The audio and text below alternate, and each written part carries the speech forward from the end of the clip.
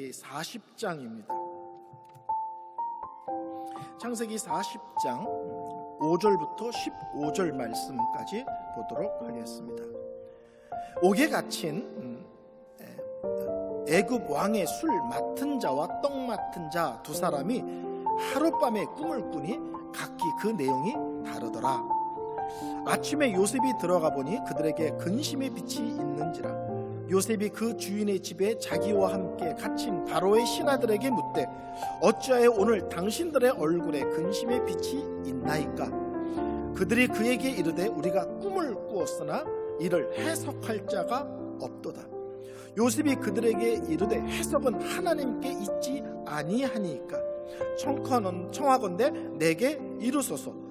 술 맡은 관원장이 그 꿈을 요셉에게 말하여 이르되 내가 꿈에 보니 내 앞에 포도나무가 있는데 그 나무에 3가지가 있고 싹이 나고 꽃이 피고 포도송이가 익었고 내 손에 바로의 잔이 있기로 내가 포도를 따서 그 즙을 바로의 잔에 짜서 그 잔을 바로의 손에 들렸노라. 요셉이 그에게 이르되 이 해석은 이러하니 3가지는 사흘이라. 지금부터 사흘 안에 바로가 당신의 머리를 들고 당신의 전직을 회복시키리니 당신이 그 전에 술 맡은 자가 되었을 때 하던 것 같이 바로의 잔을 그의 손에 드리게 되리이다. 당신이 잘 되거든 나를 생각하고 내게 은혜를 베풀어서 내 사정을 바로에게 아뢰어 이 집에서 나를 건져내게 하소서. 나는 히브리 땅에서 끌려온 자여 여기에도 옥에 갇힐 일을 여기서도 옥에 갇힐 일을 행하지 아니하였나이다. 아멘. 오늘 창세기 40장 5절부터 15절 말씀을 통해서 우연이 아니라 필연입니다 라는 제목으로 하나님 말씀을 증거하도록 하겠습니다. 우리가 믿음의 삶 그럴 때 삶이라는 것이 강조되고 있다는 사실을 항상 기억하셔야 됩니다. 우리는 내가 성경을 얼마나 읽었는가, 기도를 얼마나 했는가에 자꾸 강조를 둡니다.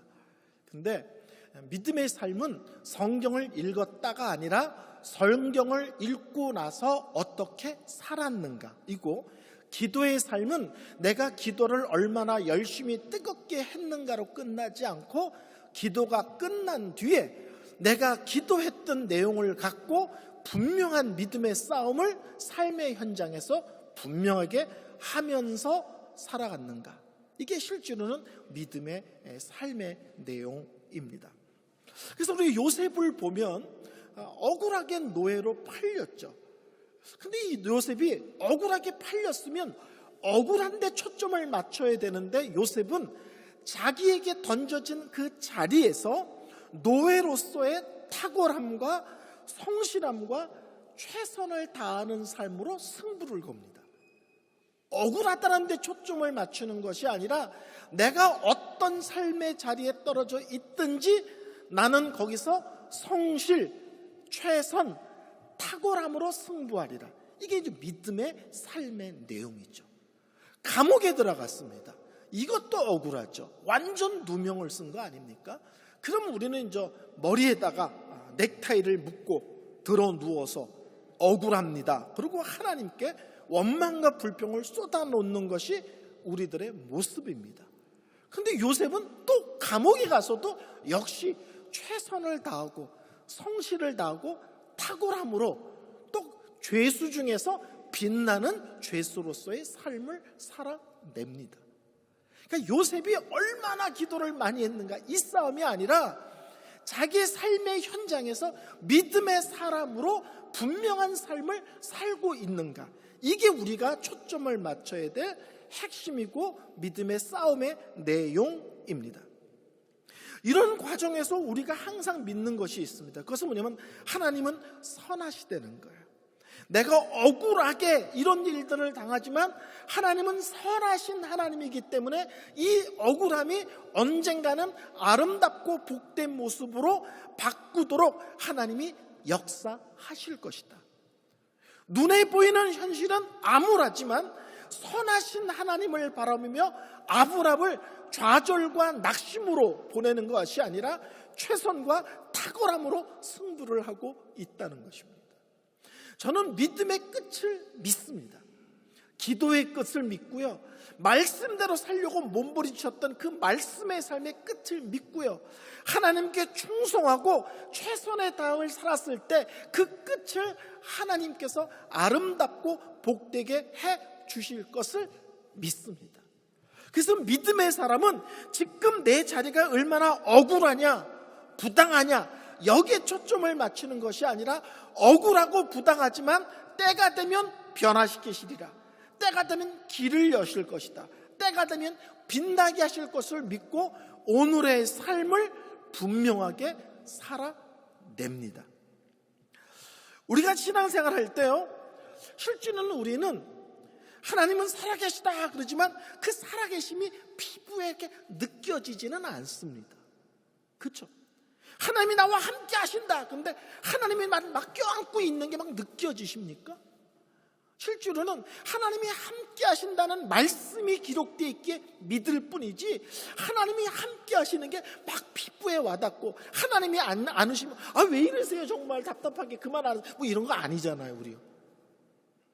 그렇지만 중요한 것은 우리가 느껴지지 않아도, 우리 머리에 바로바로 뭐가 설명되지 않아도 중요한 것은 성경에 기록되어 있습니다. 하나님은 언제나 우리와 함께 하신다. 그렇다면 내가 느껴지지 않고 내 머리에 이해가 되지 않아도 함께 하시며, 그리고 내 삶 속에서 나의 삶을 안에서 복된 삶을 살 수 있도록 내 안에서 끊임없이 하나님이 역사하시고 계신 것입니다. 그래서 성경을 읽어보면요, 어떤 성경은 하나님에 대한 얘기가 구체적으로 막 나옵니다. 그렇죠? 아브라함 보면은 막 직접 나타나기도 하고 천사를 보내기도 하고 막 하나님이 바짝바짝 반응해 주시잖아요. 근데 에스더서를 보세요. 전체에 하나님 얘기가 없어요. 근데 에스더를 다 읽고 나면 우리는 하나님 얘기가 구체적으로 언급되지 않았는데도 불구하고 하나님이 역사하시는구나, 이렇게 고백이 돼요. 에스더서가 성경에 있어요.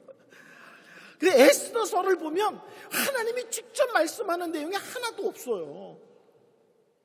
근데 에스더를 다 읽어보면 누가 봐도 하나님이 이렇게 역사하시는구나, 자기 백성들을 이렇게 지키시며 보호하시는구나를 우리가 다 알게 됩니다.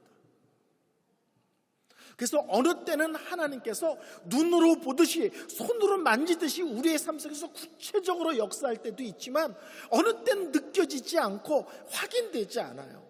그렇지만 중요한 것은 성경에 함께 하신다, 절대로 우리를 포기하지 않으신다는 말씀을 믿고 느낌과 관계없이 우리는 우직하게 믿음의 길을 걸어가는 것입니다. 첫 번째, 우리 본문 속에서 우리가 확인되는 하나님은 어떤 하나님이냐면 내 인생이 작품이 되도록 역사하시는 하나님이십니다. 내 인생이 아름답고 복되도록 일하시는 하나님이 우리가 믿는 여호와 하나님 아버지이십니다. 아주 저는 오래전에 본 그 TV 프로그램인데 그게 항상 기억에 자주 나요. 아주 오래된 건데 어떤 게 화가인지 뭐 만화가인지 잘 모르겠는데 그림을 그리는 유명한 사람이 출연을 했는데 큰 흰 종이에다가 거기에 참석한 연예인들이 막 낙서를 해요. 그냥 막 아무렇게나 막 긋는 거예요. 막. 그래서 그 전체를 낙서 투성이를 만들어요, 그냥. 근데 그 그림을 그리는 사람이 맨 나중에 탁 매직을 들고는 그 큰 종에다 낙서한 모든 것을 다 사용해서 산도 그리고 집도 그리고 꽃도 그리고 사람도 그려서 기가 막힌 작품으로 탁 완성을 해내는 거예요.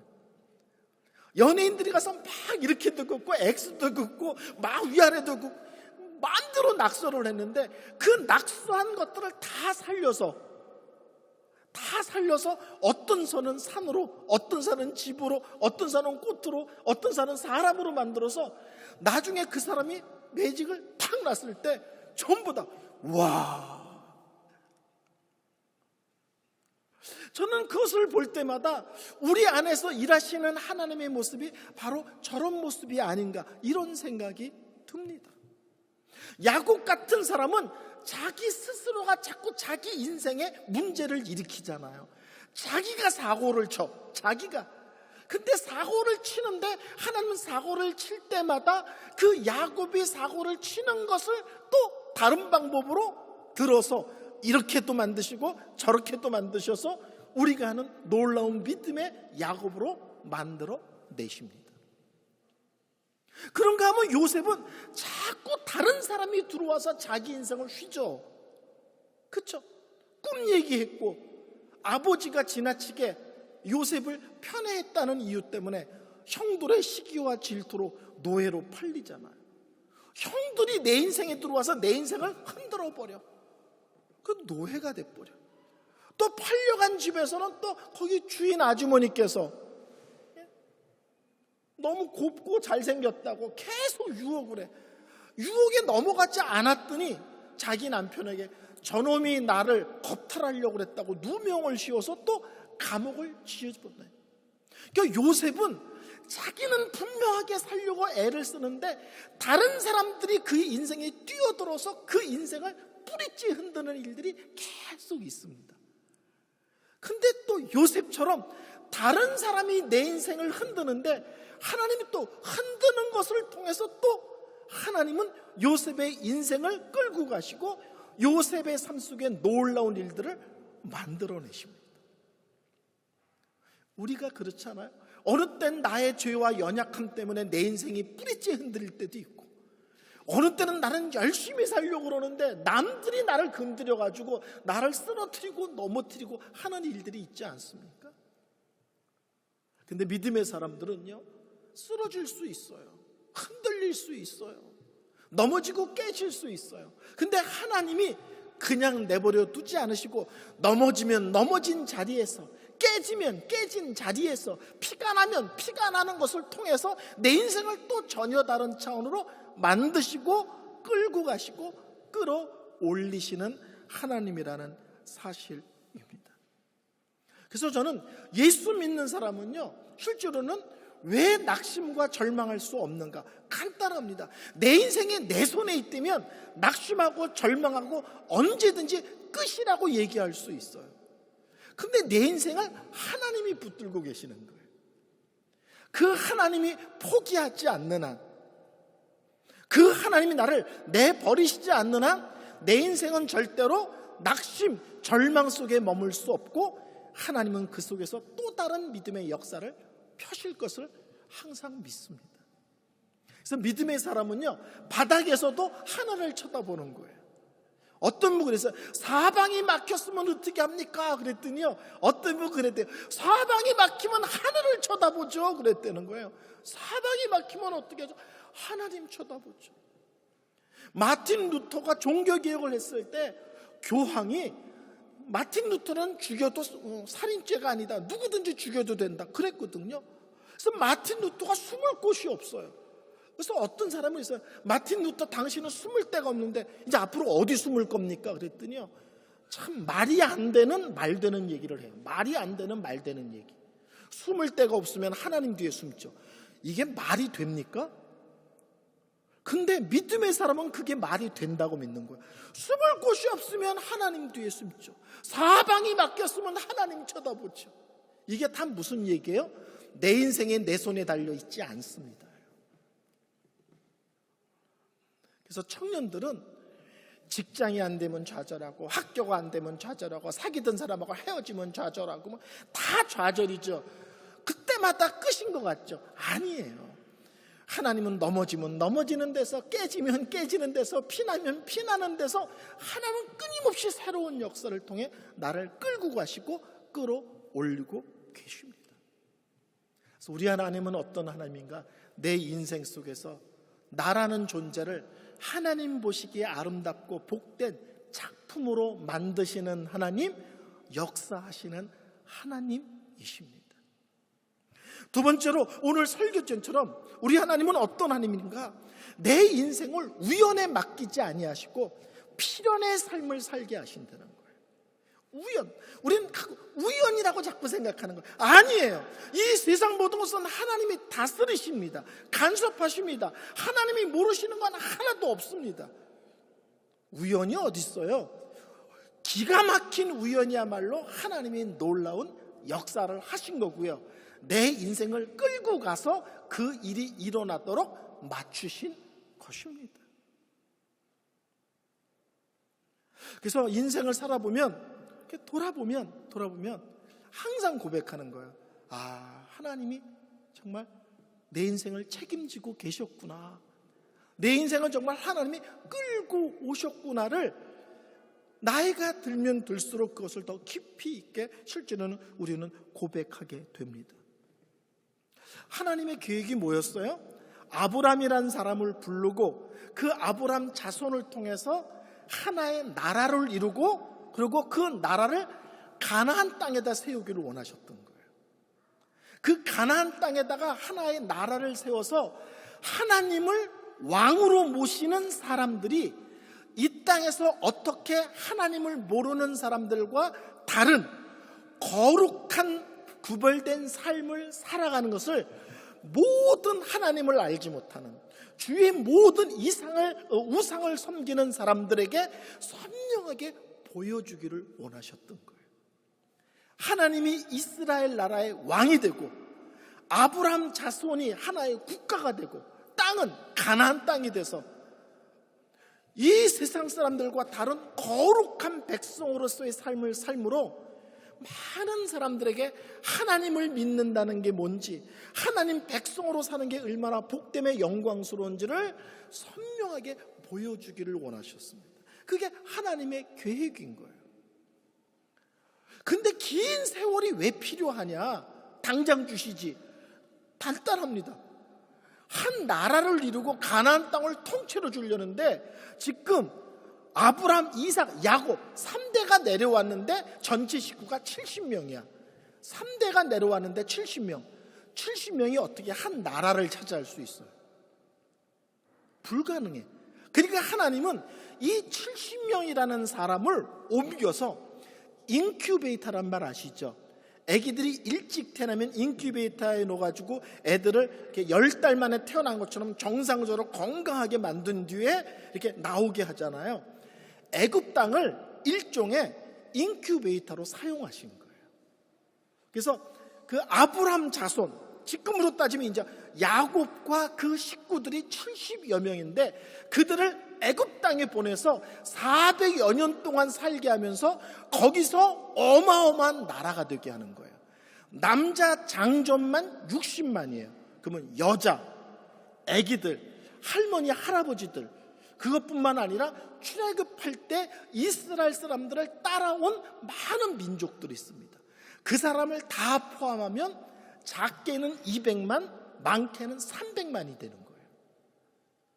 그러니까 지금 하나님은 요셉이 국무총리가 되느냐 이 싸움을 하는 게 아닙니다.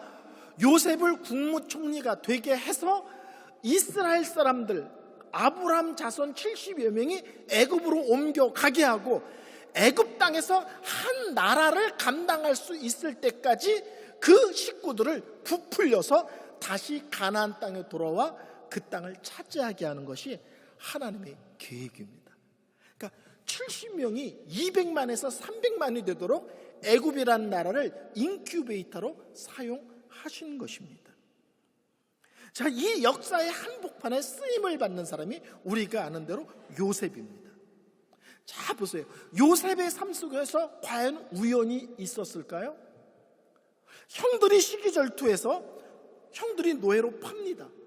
근데 팔려간 집이 애굽 왕 바로의 친위대장, 우리 식으로 하면 경호 대장의 집안에 팔려가.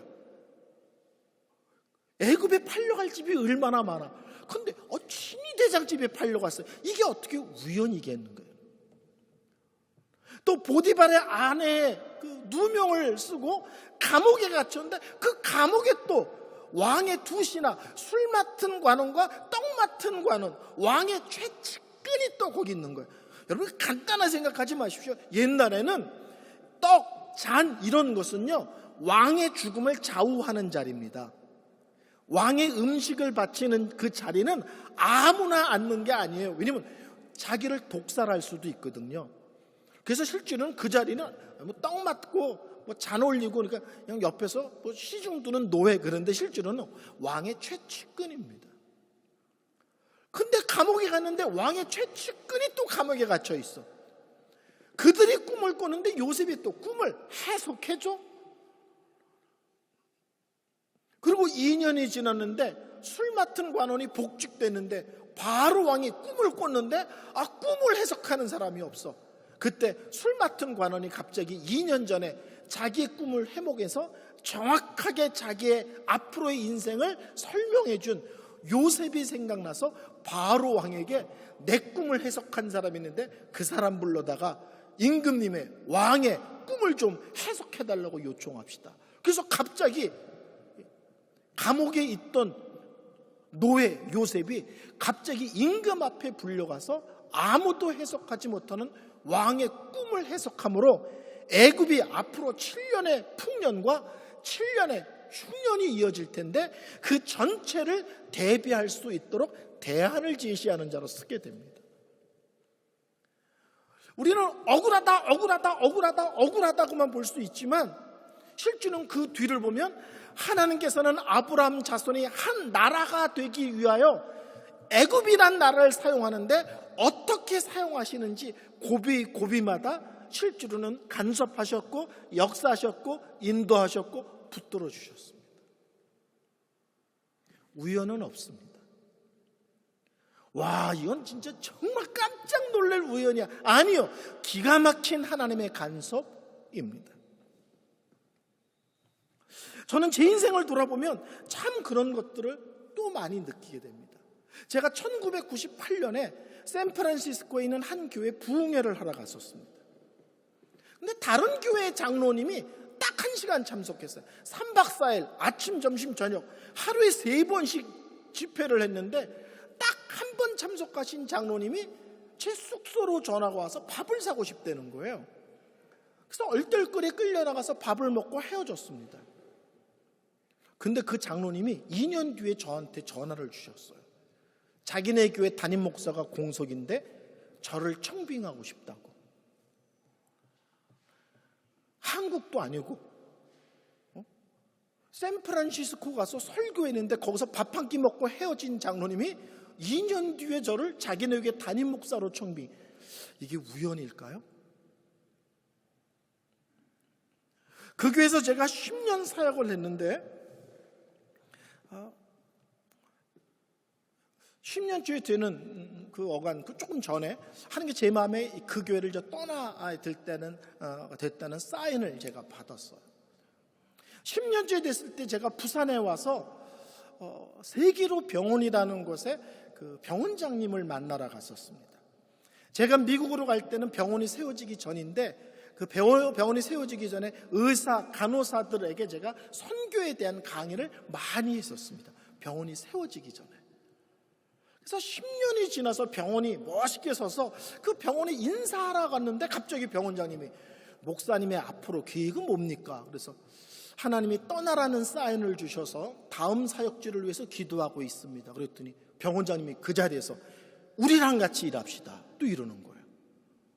10년 만에 인사하러 갔는데 갑자기 손잡고 그래서 갑자기 휴가 때 인사하러 갔다가 갑자기 병원 원목이 된 거예요. 우연인가요? 8년쯤 됐을 때 저희 부부가 이제는 병원을 떠났다가 됐다고 고민하고 기도하기 시작했습니다. 그 즈음에 세계로 병원에 안양에 계신 한 목사님을 한 달에 한 번씩 모셔다가 기독교 강의 들었어요. 근데 강의가 끝나는 날 제가 그 목사님과 맥도날드에 가서 햄버거를 먹는데 제가 그분이 저보다 나이가 좀 어려요. 근데 제가 저보다 어린 그 목사님에게 내가 지금 세계로 병원을 떠날 계획을 갖고 있다 그랬더니 어떤 데를 가고 싶으세요? 그러는 거예요. 그래서 제가 힘든 곳 그랬더니 힘든 곳이요? 네, 힘든 곳. 그랬더니 그 목사님이 대뜸하는 얘기가 엄청 힘든 교회가 하나 있는데 그래서 조금 힘들면 안 가. 엄청 힘들면 가. 그랬더니 엄청 힘든 교회라는 거예요. 그럼 엄청 힘들면 난 그 교회 갈게 그랬어요. 그때 며칠 뒤에 서울에서 전화가 왔어요. 등록교인 5명, 출석교인 3명인데 청빙하는데 오겠냐고. 제가 그 자리에서 예수하고 짐 싸들고 갔습니다. 근데 2년 됐는데 또 교회가 자립돼서 잘 돌아가는 거예요. 저희 부부가 젊은 목사한테 맡겨도 이 교회가 건드니 서갈 것 같다. 한 번 더 우리 교회에 옮겨서 섬기자 그랬는데 인터넷에서 우연히 베를린 선한 목자교회 담임 목사 청빙한다는 글을 제가 우연히 읽었어요. 그리고 22개월 전에 제가 여기를 왔습니다. 우연히 부흥회 가서 밥 한 끼 먹었는데 미국 가고요. 10년 만에 얼떨결에 인사하러 갔는데 원목이 되고요. 햄버거 먹다가 사역지로 옮기겠다는데 갑자기 개척교회에서 오라고 그러고, 우연히 인터넷을 봤는데 베를린 선한 목자 광고를 보는 바람에 베를린에 오게 됐습니다. 저는 저의 삶 속에서 어느 하나도 우연이라고 생각하지 않습니다. 하나님이 그 사람을 만나게 하셨고 그 사람을 연결해 주셨고, 하나님께서 그 많고 많은 인터넷 사이트에서 왜 내가 그날 그 문구를 보게 하셨는지 저도 모릅니다. 하나님은 보이지 않습니다. 그러나 우리 하나님은 살아계시는 하나님, 역사하시는 하나님, 언제나 우리와 함께 하시고 동행하시는 하나님이십니다. 내가 아느냐 모르냐와 관계없이 하나님 내 삶 속에서 역사하시고 끊임없이 내 삶을 하나님 보시기에 아름답고 복된 곳으로 인도하시고요, 간섭하시고요, 이끌고 가시는 하나님이십니다. 저는 언제나 고백합니다. 내 손이 내 손에 달려있지 않음이 얼마나 감사한지 모른다. 내 삶이 내 손에 달려있지 않음이 얼마나 감사한지 모른다. 우리 아이들이 내 손에, 엄마 아빠 손에 달려있지 않음이 얼마나 감사한지 모르겠어요. 우리 손주들이 내 손에 달려있지 않은 게 얼마나 감사한지 모르겠어요. 저는 우리 교회가 담임 목사인 제 손에 달려있지 않은 게 얼마나 감사한지 모르겠어요. 이 교회도요, 하나님이 붙들고 하나님이 역사하시는 거예요. 우리 가정도 하나님이 붙드시고 하나님이 끌고 가시는 거예요. 제가 아이 셋을 놔두고 한국에 나올 때 주위에서 걱정되지 않으세요 그랬어요. 애 셋을 다 미국에 놔두고 나오는데 걱정되지 않으세요? 그래서 저희가 그랬어요. 2가지 얘기해서, 첫째, 걔네들도 하나님 믿습니다. 하나님이 지키세요. 첫째. 2번째, 우리가 날마다 기도합니다. 지네가 날고 뛰어야 기도를 이길 수 있겠습니까? 날마다 전화해서 몇 시에 들어와서 밥 먹었어 안 먹었어 공부해서, 멀리 있는 애를 그렇게 간섭하는 게 낫겠어요? 매일 그 아이로 위해서 기도하는 게 낫겠어요? 저는 전화로 하는 것보다 하나님께 기도하는 것이 그 아이를 위해서 훨씬 더 안전하다고 믿습니다. 우리는 믿음 안에서 꿈을 꿉니다. 믿음 안에서 꿈을 꿉니다. 부자 될 거야, 이런 꿈이 아니라 하나님이 내 인생을 내가 흔들리고 낙심하고 주저앉을지라도 내버려 두지 않고 책임지고 끌고 가신다는 믿음의 꿈을 꿉니다. 그리고 내 인생을 어떤 일이 있어도 내가 책임지지 않고 하나님께서 그분의 자녀를 책임지신다는 사실을 저는 언제나 믿습니다. 여러분, 깜짝 놀랄 우연을 만날 때마다 하나님의 놀라운 역사가 이곳에 있었구나, 내 안에서 일하시는 하나님의 세밀한 손길이 바로 이곳에 있었구나를 분명하게 고백하는 귀한 성도님들이 되시기를 바랍니다. 찬송 드리겠습니다.